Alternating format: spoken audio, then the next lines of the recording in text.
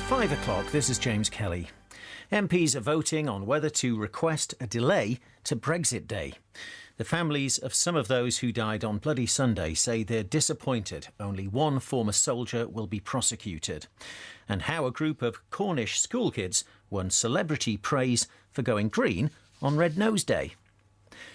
MPs are beginning a series of votes on whether to extend the Brexit process. The government says they'll have to choose between a short delay if they back the Prime Minister's deal or a much longer one if they reject it.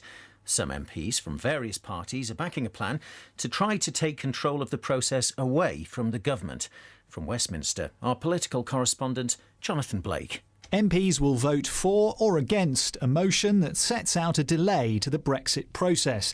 It states that if Parliament supports the Prime Minister's Brexit deal in a third vote on that next week, the UK would request a delay of around 3 months.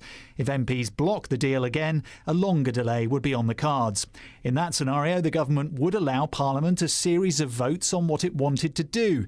For example, holding a further referendum or negotiating a closer future relationship with the EU. That offer appears to be an attempt to quash support for an amendment backed by MPs from various parties, which would allow Parliament to take control of business and force a series of indicative votes to find a consensus. Relatives of some of the 13 people killed during a civil rights march in Londonderry in 1972 say they'll continue their fight for justice after it was announced that only one former British soldier is to be charged in connection with the deaths. The man, known as Soldier F, will be prosecuted for 2 murders and 4 attempted murders on what became known as Bloody Sunday. The announcement was made by Northern Ireland's Director of Public Prosecutions, Stephen Heron. A decision has been taken to prosecute one former soldier, Soldier F, for the murder of James Ray and for the murder of William McKinney. Some relatives welcome the news, while others express their disappointment that more prosecutions were not being brought. Linda Nash is the sister of William Nash, one of those killed on Bloody Sunday. The only thing we can do is keep going on. You know, keep doing what we're doing.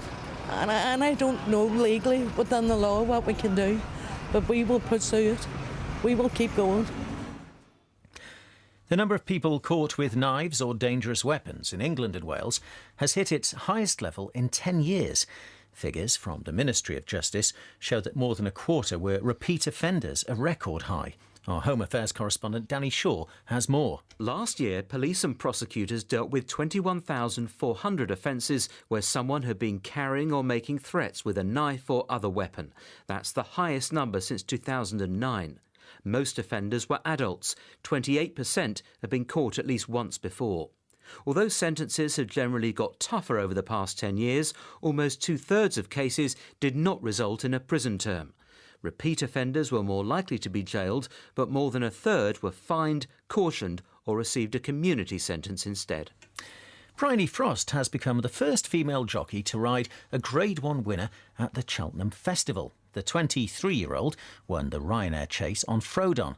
She said the Cheltenham crowd had willed him on. I'm nearly in tears here. I listened to the crowd, they were all behind him. And when we pulled up, it's like that moment where everything goes silent. You just look down at your horse and you just go, you did it, bud.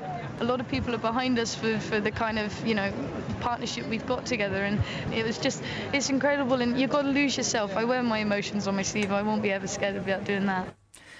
Sir David Attenborough has written to a group of primary school children in Cornwall, thanking them for making their own red noses for comic relief instead of using plastic ones. The pupils at Four Lanes End Community Primary School in Cawsand say they want to support comic relief, so they'll donate the cost of a plastic nose to the charity. And they were delighted by Sir David's endorsement. I felt buzzing that we got selected by him. I care about the environment and we really want to reduce plastic waste. We kind of wear origami, egg box, knitted or pom-poms. I think I will wear an egg box because that you can recycle an egg box. In the city, the 100 share index closed up 26 points at 7,185. And the weather, it'll become mainly dry with clear spells in the east this evening. However, rain will spread eastwards across the UK during the night. There'll be heavy rain in western areas and some snow on the hills in Scotland later. The temperature will fall overnight to 6 Celsius in Edinburgh, 7 in Belfast, 9 in London and 10 in Cardiff. That's the BBC News at 5:05. James Kelly, thank you very much. Ladies and gentlemen, introducing to you Sarah Cox. BBC Radio 2. How do then?